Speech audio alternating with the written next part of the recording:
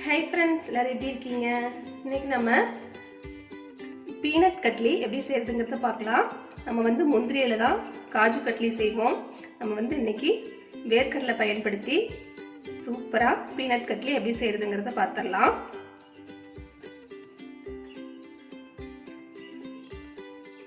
இது வந்து நம்மளுக்கு ஒரு 15 மினிட்ஸ்லேயே சூப்பராக செஞ்சிடலாம். ரொம்ப ஈஸியான ஒரு ஸ்வீட் ரெசிபி. இப்போ நம்மளுக்கு இந்த டேஸ்டியான ஸ்வீட் ரெசிபி எப்படி செய்யறதுங்கிறத வீடியோக்குள்ளே போய் பார்த்துடலாம்.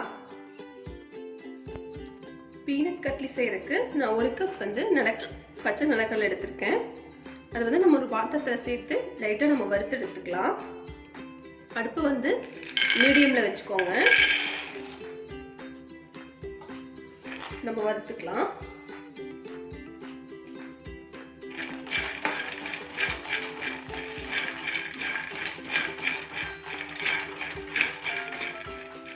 பாருங்க, இந்த அளவு வறுத்துட்டா போதும். நம்ம இது வந்து ஆறுனதுக்கு அப்புறம் நம்ம இந்த தோலெல்லாம் ரிமூவ் பண்ணிக்கலாம். பாருங்க, அந்த தோலெல்லாம் ரிமூவ் பண்ணி ஒரு மிக்ஸி ஜாரில் சேர்த்தியாச்சு.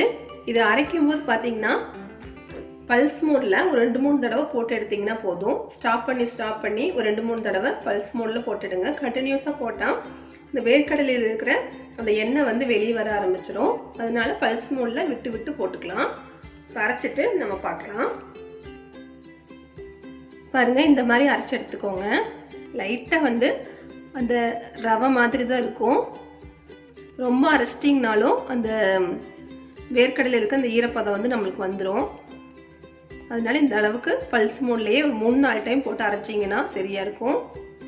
இப்போ தனியாக இருக்கட்டும், நம்ம பாகுக்கு தயார் பண்ணிடலாம். ஒரு பாத்திரத்தில் நான் எடுத்த அதே கப்பில் 1/2 கப் அளவுக்கு சர்க்கரை எடுத்திருக்கேன். அது சேர்த்திக்கலாம். அதே கப்பில் 1/4 கப் தண்ணி சேர்த்துக்கலாம்.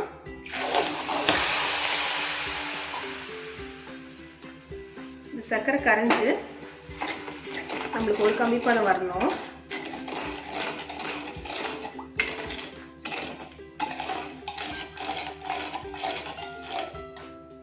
ஒரு கப் வேர்க்கடலை, 1/2 கப் சர்க்கரை, 1/4 கப் தண்ணி.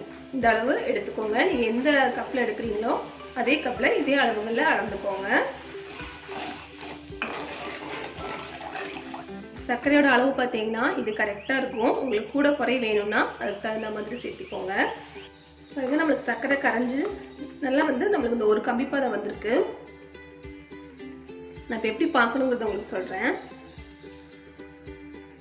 2 விரல் இடையில இப்படி வச்சு பார்த்தீங்கன்னா லைட்டாக ஒரு ஸ்டிக்கி மாதிரி இருக்கும். இதான் கரெக்டான ஸ்டேஜ். இந்த ஸ்டேஜில் நம்ம வந்து அடுப்பை வந்து சிம் பண்ணிக்கணும். சிம் பண்ணிட்டு நம்ம அடித்து வச்சிருக்கிற வேர்க்கடலை பவுடர் இதில் சேர்த்துக்கலாம்.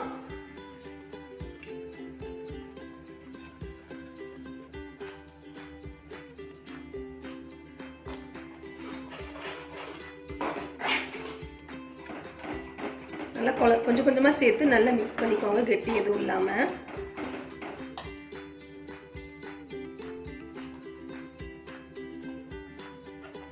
இதெல்லாம் சேர்த்து கலந்துடலாம்.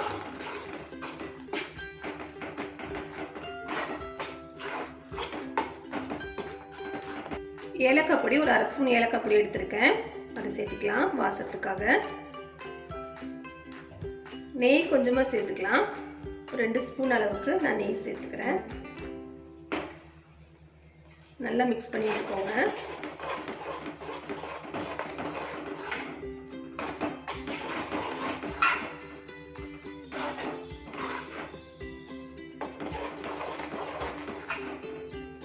இன்னும் கொஞ்சம் வந்து நம்மளுக்கு கெட்டியாகணும்.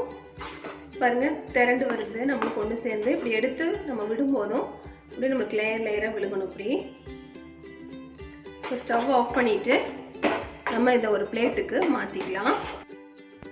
பாருங்கள், ஒரு தட்டில் வந்து நெய் தடவி வச்சுருக்கேன்.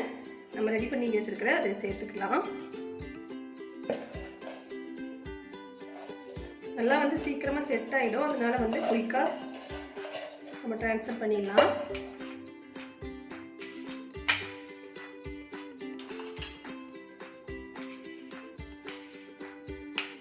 நல்லா வந்து ஈவனாக வர மாதிரி சமப்படுத்திக்கலாம்.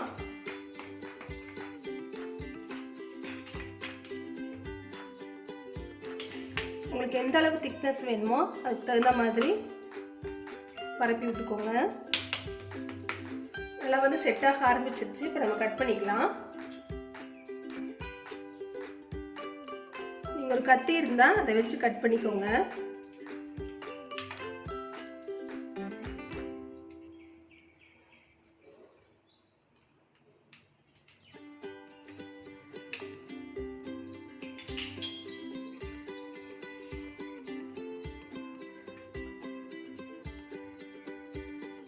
சூப்பராக செட் ஆகி சூப்பராக வந்துருச்சு.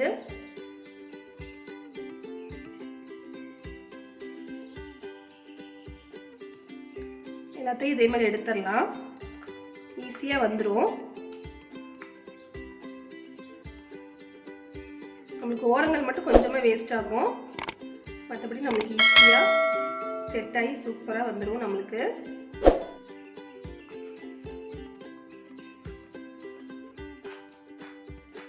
பாருங்க, நம்ம டேஸ்டியான பீனட் கட்லி சூப்பராக தயாராகிடுச்சு. ரொம்ப சிம்பிளான ஒரு ஸ்வீட் ரெசிபியும் கூட.